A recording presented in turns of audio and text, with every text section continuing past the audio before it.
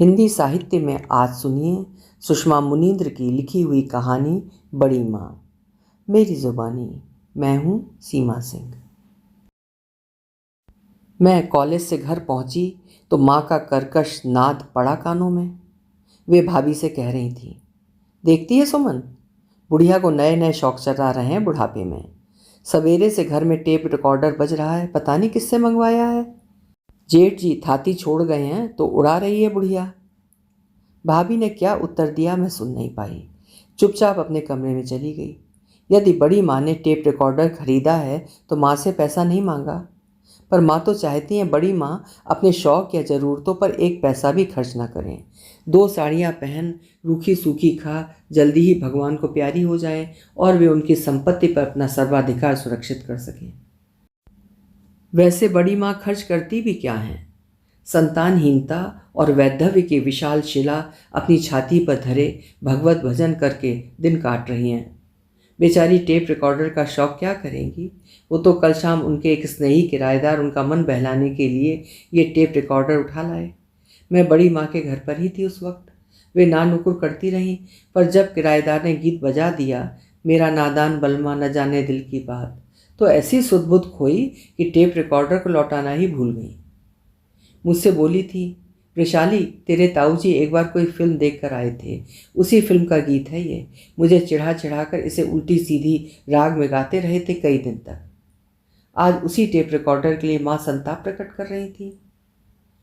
पिताजी, मैं, महेंद्र भैया और नरेंद्र माँ को कई बार समझा चुके हैं कि वे बड़ी माँ के कार्य व्यवहार की आलोचना न करें, पर माँ की नज़रों में वैधव्य से बड़ा अपराध दूसरा नहीं है और वे नहीं चाहती कि वैधव्य भोगती स्त्री चैन की सांस ले। वैसे माँ ने असली विरोध प्रदर्शन तब से किया है जब से बड़ी माँ का भतीजा केतन उनके साथ आकर रहने लगा है। उस केतन के आगमन की सूचना पाते ही माँ ने सुदीर्घ प्रलाप शुरू कर दिया था। अरे उस बुढ़िया की थाह पाना बहुत कठिन है। देख लेना, सब मायके वालों को दे जाएगी। खून जोर मारता है ना। जेठ जी होते तो अपने भाई भतीजों को देते, पर जेठानी में कौन सा इस परिवार का खून है? वो मुस्टंडा केतन पढ़ने के बहाने सारी संपत्ति हड़प करने आया है। नरेंद्र ने उनकी बात का खंडन किया था। माँ, अपने शहर में मेडिकल कॉलेज है और केतन भैया मेडिकल की पढ़ाई के लिए यहाँ आए हैं। बुआ का घर होते हुए उन्हें छात्रावास में रहते क्या अच्छा लगेगा? तुम बड़ी माँ के पक्षधर मत बनो नरेंद्र, माँ भ्रकटी तान कर बोली। जेठानी ने सब सोच समझ कर तय किया है। इतना बड़ा मकान है, ढेरों किराया आता है, हुंडियाँ भर गई होंगी, हुंडियाँ। माँ बड़ी देर तक अपने मन में संचित होता विष उगलती रही।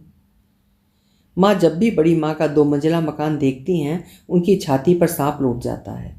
वे सोचती हैं पूरा घर किराए पर उठा रखा है, खूब किराया जमा होता होगा और केतन गुलछर्रे उड़ाता होगा। पता नहीं इस आय का कितना हिस्सा मायके वालों को जाता होगा। तभी तो सुख दुख पूछने के बहाने आ डटते हैं। इन कुछ खास मुद्दों में माँ हरदम उलझी रहती। हमारा मकान भी किराएदारों से भरा था और अच्छी आय होती थी, पर ताऊ जी के देहांत के बाद माँ ने अपने निजी मकान, जो बड़ी माँ के मकान से सटकर बना है, में रहने का निर्णय कर लिया। पिताजी बोले थे, बच्चों की पढ़ाई और खाने पीने का क्या होगा? वहाँ भी बच्चों की पढ़ाई हो जाएगी और तुम्हारा खाना पीना नौकर चाकर देख लेंगे। बीच बीच में आते रहना, हमारे वहाँ रहने से जेठानी को सहारा हो जाएगा। पिताजी ने स्वीकृति दे दी, पर जब हमारी व्यवस्था कराने आए तो घर से किराएदार हटा दिए। माँ ने विरोध किया, ये क्या, कितना पैसा आ रहा है? हमारे लिए 2-3 कमरे पर्याप्त हैं। जेठानी का घर देखो, किराएदारों से भरा है। पिताजी ने स्पष्ट कह दिया, भैया भी सेवानिवृत्ति के बाद यहाँ रहने आते तो किराएदार हटा देते, पर अब जब भैया नहीं रहे तो भाभी को किराएदारों से सहारा भी होगा और कुछ आए भी। लेकिन मैं घर में जवान बेटी के रहते किराएदार नहीं रख सकता। माँ मन मसोस कर रह गईं। इस तरह माँ पिताजी के नौकरी के ठाट बाट छोड़कर यहाँ रहने चली आईं। धीरे धीरे उनके नेक इरादे सामने आने लगे। एक दिन बातों ही बातों में बोली, जेठ जी खत्म हो गए, जेठानी का क्या भरोसा, कब मायके जाकर सारी संपत्ति का वारा न्यारा कराए। मैं यहाँ इसलिए आई हूँ कि सारी गतिविधि पर नज़र रख सकूँ। ये सुनकर मेरे दोनों भाई हतप्रभ रह गए। महेंद्र भैया ने कहा भी, माँ तुम ये क्या कह रही हो? बड़ी माँ अपनी संपत्ति का क्या करेंगी ये उनकी समस्या है। तुम्हें तो उन्हें हरदम भावनात्मक सहारा देने का प्रयास करना चाहिए। उनका हमारे अलावा है ही कौन। माँ स्वर को खुफिया बनाकर बोली थी, तुम उनके सगे मत बनो। देखना बुढ़िया तुम लोगों को पूछेगी भी नहीं। मायके में भतीजे भांजों की अच्छी खासी फौज है, उन्हें दे जाएगी सब। तब से माँ दरोगा सी बड़ी माँ पर मुस्तैदी से निगाह रखने लगी। एक दिन बड़ी माँ अपनी साड़ियों का बक्सा खोल साड़ियों को धूप दिखा रही थी। मैं उनसे गुलाबी सिल्क की साड़ी पहनने की जिद कर बैठी। बड़ी माँ ने आह भरी, बिटिया जिन्होंने लाकर दी, जब वे ही नहीं रहे तो पहन कर क्या करूँगी। ताऊ जी नहीं है तो क्या हुआ बड़ी माँ, हम लोग तो हैं। मेरी खातिर आज पहनो इसे। वे मेरा हट रखने के लिए सकुचाती लजाती न जाने किस मधुर स्मृति से लाल अनार होती हुई पहन आई उस साड़ी को। दुखों के बोझ से मुरझाया चेहरा दमक उठा था उस क्षण। तभी मुझे पुकारती हुई माँ वहीं पहुँच गई और बड़ी माँ का ये रूप देखकर जल भुन गई। फिर तो वो साड़ी प्रकरण स्पेशल बुलेटिन सा ही माँ ने पूरे मोहल्ले में प्रसारित कर दिया। बुढ़िया का पहनना ओढ़ना देखे कोई जवान छोरियों को मात कर दे। अरे सुहागी नहीं रहा तो काहे करती है ये चोंचले। मैंने प्रतिकार किया था, माँ ताऊ जी नहीं रहे तो क्या बड़ी माँ भी घुट घुट कर मर जाएं? देखती नहीं क्या हालत हो गई है उनकी। माँ ने हाथ फटकारा, वैशाली बहुत बड़बड़ कर मत बोल। जेठानी ने मीठी मीठी बातें कर फुसला लिया है तुझे, तभी तो दिन में 4-6 चक्कर लगाती है उस घर का। पर देखना हाथ कुछ नहीं लगेगा। माँ की बातें सुनकर मुझे मर्मांतक पीड़ा हुई थी। जीवन का उद्देश्य खोजती बड़ी माँ की व्याकुल उदास आंखें देख कलेजा मुँह को आता। पर किस मिट्टी की बनी है मेरी माँ, जो नारी जाति की स्वभावगत कोमलता भावुकता ममता भूलकर इतनी निष्ठुर होती जा रही है बड़ी माँ के प्रति। क्या ऐसा ही होता है संपत्ति का मोह। फिर महेंद्र भैया की शादी हुई। उन्हें मुंह दिखाई में बड़ी माँ ने 1.25 तोले सोने की चेन दी। कुछ अधिक पाने की आशा करती माँ उत्तेजित हो उठी। विवाह में आई बुआ से कहने लगी, जीजी तुमने देखा था ना, महेंद्र के व्रत बंध में जेठानी ने कितने भारी भारी गहने पहने थे। पूरे मोहल्ले की आंखें चुंधिया गई थीं। और अब देखो, ना कुछ पहना ना उसमें से कुछ बहू को दिया। सब दबाए धरे हैं, तमाम माया जाल घेरे हैं उन्हें। बस पतली सी चेन थमा दी। बाकी जेवर भाई भतीजों को देंगी। क्या पता दे भी चुकी हों, वरना पहनती नहीं। बुआ ने माँ का विरोध नहीं किया, क्योंकि माँ धीरे धीरे उनके भी कान भरती जा रही थी कि अब किसी को कुछ नहीं मिलने वाला, सब उनके मायके वालों का समझो। बस फिर क्या था, हमारी इकलौती बुआ एकाएक ही माँ की राजदार बन बैठी, जबकि माँ और बुआ की कभी नहीं पटी थी। पर संपत्ति पर हाथ साफ करने के ध्येय में सफल होने के लिए माँ ने बुआ के साथ कई गुप्त बैठकें की। फिर भी जो बुआ अपनी धन संपन्नता का ढिढोरा पीटती कार में लगदग आती और उनके बहुमूल्य गहने कपड़े देखकर हम बच्चे सम्मोहित से उनके पीछे पीछे घूमते, वे सचमुच ही बड़ी माँ से हिस्से की बात कर डालेंगी, ये किसी ने नहीं सोचा था। कैसे बेबाक स्वर में कह गई थी बुआ, मानो भाई नहीं रहे तो भाभी से जिस ढंग से चाहो बोलने की छूट मिल गई हो। बड़ी भाभी, तुम तो अजगर की तरह बैठ गई हो पूरी धन संपत्ति पर। इस घर में मेरा भी हिस्सा बनता है। बड़ी माँ काट हो गई थी, अस्फुट से स्वर में बोली थी, जीजी जब तक मैं जिंदा हूँ मुझे शांति से रहने दो। मेरे मरने के बाद जो चाहे ले लेना, मैं अपने साथ कुछ नहीं ले जाऊंगी। बड़ी माँ यूं असहाय हो बोल रही थी, मानो ये घर ताऊ जी की नहीं बुआ जी की कमाई से बना है और बुआ चाहे जब उन्हें बेदखल कर सकती हैं। ये गृह निर्माण ताऊ जी का करवाया हुआ है। हमारा और बड़ी माँ का मकान लगभग साथ साथ बना, पर सरकारी नौकरी में घर के कारण कोई बखेड़ा खड़ा ना हो, इसलिए ये घर दादाजी के नाम से बना था। आज उसी का लाभ ले बुआ के लोभ में इतनी प्रगति हो गई थी।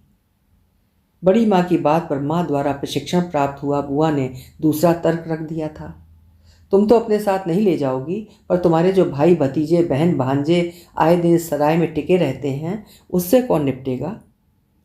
पर कठे पंछी की तरह फड़फड़ा कर बोली थी बड़ी माँ, अपने भाई भतीजों को यहाँ आने से मैं कैसे रोक सकती हूँ।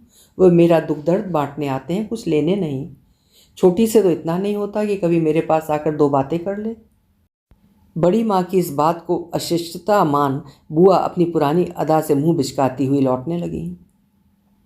बड़ी माँ ने कहा भी, मेरे घर में रहो, पर वे छोटी भाभी के पास ठीक हूँ कहती हुई तीर की तरह निकल गईं।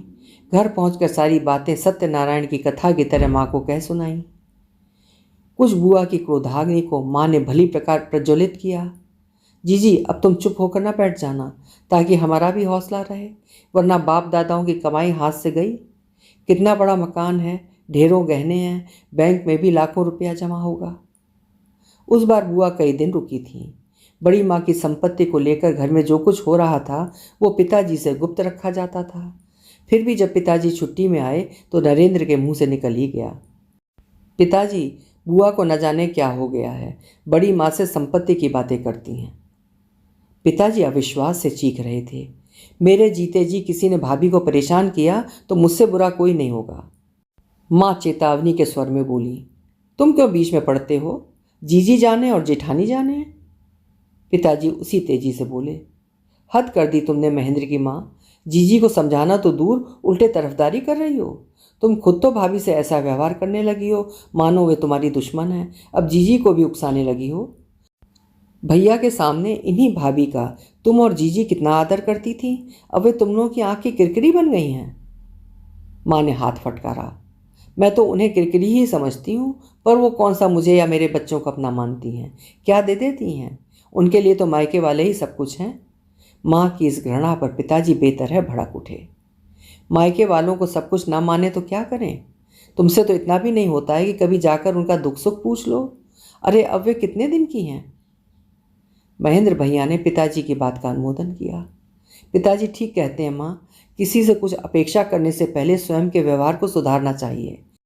तुम बड़ी माँ की सहायक बनोगी तो वे भी तुमसे अपनी समस्याएं बताएंगी, पर तुम्हें तो उनका खाना पहनना हंसना बोलना सब कुछ अखड़ता है। अपने इस दबंग और स्पष्टवादी ज्येष्ठ पुत्र से माँ सदैव घबराती रही हैं, अतः मौन रोष प्रकट करने के अलावा कुछ न कर सकी। भैया माँ को समझाते रहे और मैं व पिताजी बड़ी माँ के पास चले आए। आओ लाला आओ। बड़ी माँ पिताजी को देख के उत्साहित हुई। पिताजी सच्चाई से बोले, कल वापस जा रहा हूँ भाभी, पर तुम कभी अपने को अकेले मत समझना, मैं हूँ ना। किसी ने कुछ कहा हो तो उसकी बातों पर ध्यान मत देना। बड़ी माँ समझ गई कि वे बुआ की ओर इशारा कर रहे हैं। बोली, तुम लोगों का ही आसरा है, तुम तो जानते हो लाला, मुझ बांझ की औलादें नहीं बैठी संपत्ति हथियाने के लिए। भगवान तुम्हें बरकत दे, तुम्हारे बेटे ही मेरे बेटे हैं। मेरे बढ़ने के बाद लोग कभी कभी नरेंद्र महेंद्र की बड़ी माँ और उनके बच्चों की बड़ी दादी कहकर मेरा जिक्र कर लिया करेंगे। बस मैं तर जाऊंगी। मेरी संपत्ति तुम्हारी ही है, चाहे रखो या बहन को दो, मुझे क्या। कहते हुए बड़ी माँ बिलक बिलक कर रोने लगी। मेरी आंखें नम हो गईं और पिताजी एक अपराधी की भांति नतमुख हुए बैठे रहे। ये रुदन विलाप चल ही रहा था कि अपने दो चार मित्रों को समेटे, सफ़ेद एप्रन पहने, उछलता कूदता केतन बुआ बुआ की गुहार लगाता आ धमका। बुआ फटाफट 4 कप चाय बना। कलपती बड़ी माँ को देखकर बुरी तरह चौंका। ये क्या हुआ बुआ, रो रो कर बीमार पड़ जाओगी क्या? यही सब करना है तो मैं छात्रावास चला जाऊंगा। चलो उठो, चाय पियो और हमें भी पिला दो। हठी भतीजे के सामने बड़ी माँ की एक ना चली। आंसू पोंछती हुई वे चाय बनाने चली गईं। इधर केतन पिताजी से बोला, आप ही समझाइए बुआ को और अन्य लोगों को। आप तो जानते ही हैं ये उच्च रक्तचाप को लेकर जाने कितनी बीमारी लगा बैठी हैं। उन्हें सुख और शांति की ज़रूरत है। पिताजी ने केतन के कंधे थपथपाते हुए कहा था, मैं तो देखूंगा ही, पर बेटा तुम अपनी बुआ का विशेष ध्यान रखना। अच्छा हुआ जो तुम यहाँ हो, तुम्हारे कारण वे समय पर बनाती खाती तो हैं, वरना अकेली दीवारों से सिर फोड़ती न जाने किस हालत में होती। चाय पीकर हम घर पहुँचे तो मैं संभावित गृह युद्ध से आतंकित थी, पर बड़ी माँ के बिलखने का असर पिताजी के हृदय पर इतना पुरजोर था कि रात के खाने के लिए इनकार करते हुए चद्दर तान कर लेट गए। माँ की हिम्मत नहीं हुई कुछ पूछने की उनसे। मुझसे ही पूछा।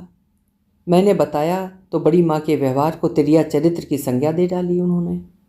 मैं जानती हूँ बड़ी माँ का सब कुछ हमें ही मिलना है। वे अक्सर कहती हैं मुझसे, वृशाली मेरा सब कुछ तुम लोगों का है, सब दे जाऊंगी, अभी दे दूंगी तो दूध की मक्खी की तरह फेंक दी जाऊंगी। जब तक मैं हूँ सब कुछ मेरे हाथ में रहेगा, अपना हाथ जगन्नाथ। कहकर वे मेरी पीठ पे धौल जमाकर हंसती और मैं हतप्रभ होती कि उनकी सीधी सरल निष्कपट बुद्धि में गूढ़ बातें उपजी कैसे। पर माँ, बड़ी माँ की इस बात को कूटनीति कहती। इस बार महेंद्र भैया के समझाने का माँ पर धनात्मक प्रभाव पड़ा और शायद इसी तरह संपत्ति मिल सके सोच वो दूसरे दिन पहुंच गई बड़ी माँ के पास। आज कैसे आना हुआ छोटी? बड़ी माँ कुछ चकित होकर बोली। क्या बताऊं दीदी, आज तो तुम्हारे देवर ने मुझे बहुत फटकारा। बोले गृहस्थी में तुम कितनी भी व्यस्त हो पर इतनी व्यस्त नहीं हो गई हो कि भाभी के पास 2 घड़ी भी नहीं बैठ सको। सरल हृदया बड़ी माँ बोली, छोटी, भरे पूरे परिवार में बहुत काम होते हैं, मैं तो बस भगवान को याद कर दिन काट रही हूँ। भगवान का नाम लेकर तुमने अच्छी याद दिलाई, माँ रहस्योद्घाटन सा करती हुई बोली। आज जेठ जी ने मुझे सपना दिया कि तुम जेठानी को अपना मानकर चलो, उन्हें आराम दो और उनकी संपत्ति की देखभाल करो। घर की संपत्ति घर वालों को मिलेगी तो मेरी आत्मा को ठंडक पहुंचेगी। माँ के इस मिथ्याचार पर मेरी आंखें शर्म से जमीन में गड़ गईं। संपत्ति हथियाने के लिए उन्होंने मृतात्मा को भी नहीं छोड़ा। पर बड़ी माँ सारी बात को 16 आना सच मानकर कह उठी, ठीक ही तो कहा तुम्हारे जेठ जी ने छोटी, घर की जमीन जायदाद घर में ही रहनी चाहिए। पता नहीं माँ उनकी बातों से संतुष्ट हुई कि नहीं, पर उस दिन से गाहे बगाहे उनके पास जाने लगी। इस बात की टोह लेना भी तो आवश्यक रहता था कि बड़ी माँ के मायके से कौन कब आया, क्या खाया और क्या ले गया। इसी बात को लेकर एक बार मैं उलझ गई थी माँ से। माँ, मामा मौसी या उनके बच्चे आते हैं तो उनके स्वागत सत्कार में तुम पूरा घर सिर पर उठा लेती हो, फिर बड़ी माँ अपने मायके वालों के लिए कुछ करती हैं तो तुम्हें बुरा क्यों लगता है?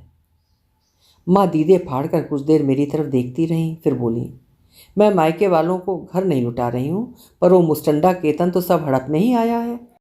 केतन के लिए माँ के मुंह से हमेशा मुस्टंडा ही निकलता है। बड़ी माँ को जानकारी है इस बात की, पर वे युद्ध को न्योता नहीं देना चाहती, अन्यथा मुझ पर सीमा पार न करने की बंदिश लग जाएगी, जो मुझे व बड़ी माँ को कतई सहन नहीं होगा। फिर सब कुछ बड़ी तेजी से घटता गया। केतन चिकित्सक बन गया, नरेंद्र नौकरी में लग बाहर चला गया, महेंद्र भैया तो बाहर ही थे, मेरा विवाह हो गया और बड़ी माँ एकदम अकेली रह गई। धीरे धीरे अकेलेपन और तमाम छोटी बड़ी बीमारियों ने बड़ी माँ को तोड़ दिया। एक बार खटिया से लगी तो फिर नहीं उठी। अंत समय में हम सभी उनके पास पहुंच गए थे। केतन ने तो चिकित्सकों की छोटी मोटी भीड़ ही जुटा डाली, पर वे बड़ी माँ की जीने की इच्छा शक्ति जागृत नहीं कर पाए। अंतिम यात्रा पर जाती बड़ी माँ सब कुछ पिताजी को सौंप गई। लाला, संभालो अपना घर और मुझे जिम्मेदारी से मुक्ति दो। माँ के झरझर आंसू बहने लगे थे। पता नहीं इतना कुछ पाने के आनंद में या बड़ी माँ के प्रति स्वयं के दुराग्रह को लेकर पश्चाताप स्वरूप हो। मैं बड़ी माँ को पुकारती रह गई, पर वे सारे रिश्ते नाते तोड़ सुविकसित चिकित्सा विज्ञान को ठेंगा दिखा इस निष्ठुर संसार से विदा हो गई। दूसरे शब्दों में कहूँ तो बड़ी माँ की मृत्यु यात्रा तो उसी दिन शुरू हो गई थी जिस दिन ताऊ जी ने उनका साथ छोड़ा था। माँ और बुआ का दुर्व्यवहार झेलती, ताऊ जी के सानिध्य का सख्त अभाव महसूस करती बड़ी माँ तिल तिल चुकती गईं। यदि उन्हें सबका भावनात्मक सहारा मिला होता तो परिस्थिति संभवतः कुछ और होती, पर अब तो जो होना था वो हो चुका था। अभी आप सुन रहे थे बहुत ही मर्मस्पर्शी कहानी बड़ी माँ, जिसे लिखा था वरिष्ठ कथाकार सुषमा मुनींद्र जी ने। उम्मीद है कहानी ने आपके मर्म को भी जरूर छुआ होगा। कल फिर मिलेंगे। हिंदी की श्रेष्ठ कहानियाँ सुनते रहने के लिए मेरे चैनल्स को सब्सक्राइब जरूर करें, लाइक करें और शेयर भी करें। बहुत बहुत धन्यवाद।